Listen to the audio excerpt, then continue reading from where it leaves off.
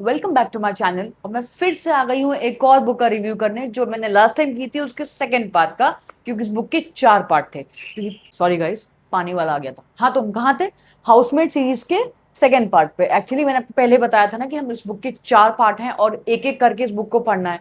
तो मैंने इसका फर्स्ट पार्ट खत्म करके इसका रिव्यू भी बना दिया था और मैंने इसमें अपलोड भी कर दिया था। तो मैं इसमें रिलेटेड वीडियो में टैग भी कर दूंगी, आप उससे जाकर देखना। तो जैसे कि मैंने आपको बताया कि इन सारी बुक्स में जो एक मेन लीड है जिसके ऊपर ये सारी कहानियां बेस्ड हैं, वो है मिली। यस, जो कि सबके घर में हाउसमेट की पोजीशन पे काम करने जाती है। तो वो पुराने घर में भी किसी के घर में हाउसमेट की पोजीशन पे काम कर रही थी, अब वो एक दूसरे घर में आती है बिकॉज वहां का केस वो सॉल्व कर चुकी है।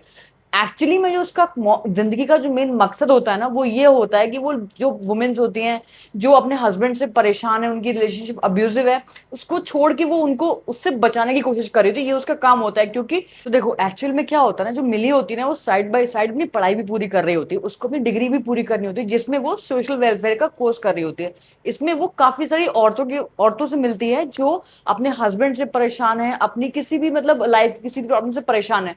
तो वो उसके अंदर एक बाय डिफॉल्ट ही प्रोग्राम सेट होता है कि मुझे जो भी औरत परेशान है उसको उसकी प्रॉब्लम से बाहर निकालना है।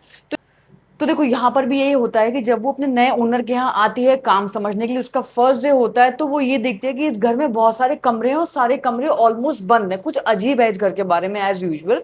तो वो ये देखती है कि हस्बैंड सारी बातें कर रहा है उनसे, जो घर का ओनर है वो ही सारे काम की बात कर रहा है, किचन में क्या करना है वो भी वही बता रहा है, सब कुछ उसको वो समझा रहा है। लेकिन जो घर की लेडी है, आदमी की वाइफ है, वो कहीं दिख नहीं रही। तो जैसे वो उसको ये बोलता है कि एक कमरा ऊपर है जो बंद है उसकी वाइफ का, उसकी वाइफ उसमें बीमार है और उस कमरे को कभी खोलना नहीं है, तभी मिली को लगता है कि इसमें कुछ गड़बड़ है, यहाँ कुछ अजीब है।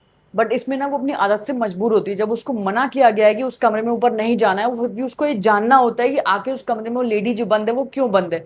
जिस तरीके से इस कहानी को पोर्ट्रे इसमें किया गया है, उसमें ये दिखाया गया है कि जो हस्बैंड है इसमें, वो ना एक अब्यूजिव हस्बैंड है और वेंडी जो है जो कमरे में बंद है उसको परेशान करता है। वेंडी बहुत मुश्किल से उससे बात करती है, खुलती है, कंफर्टेबल होती है मिली से, और वो सब बातें उसे बताती है।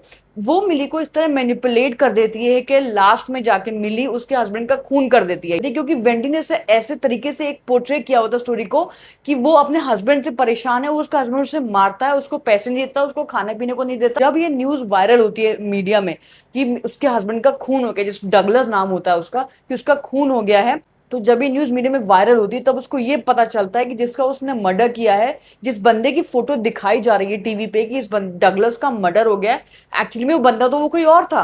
शुरू में कहानी आपको लगेगी कि डोमेस्टिक वायलेंस का केस होता है, ये उसके घर में काम करने जाती है, उसकी वाइफ को देखती है वेंडी को, उसको लगता है कि इसको मुसीबत से निकलना चाहिए। बट जैसे ही वो उसका मर्डर कर देती है, उसको रियलाइज होता है कि कहानी में बहुत सारे ट्विस्ट हैं, क्योंकि इसमें स्पॉयलर्स बहुत ज्यादा हैं और चैप्टर्स में बहुत छोटे छोटे हैं, स्टोरी बहुत फास्ट पेस पे चलती है ये वाली भी।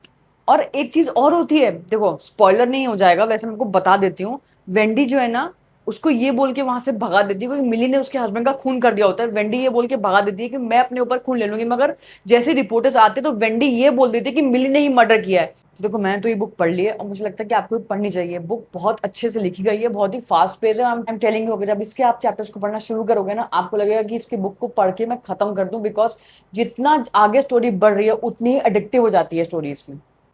तो आज के लिए इतना ही। अगर आपको रिव्यू सीरीज अच्छी लग रही है तो उसको कमेंट में जरूर मुझे बताना, और हाँ, चैनल को सब्सक्राइब करके जाना। Follow for more. Okay, bye.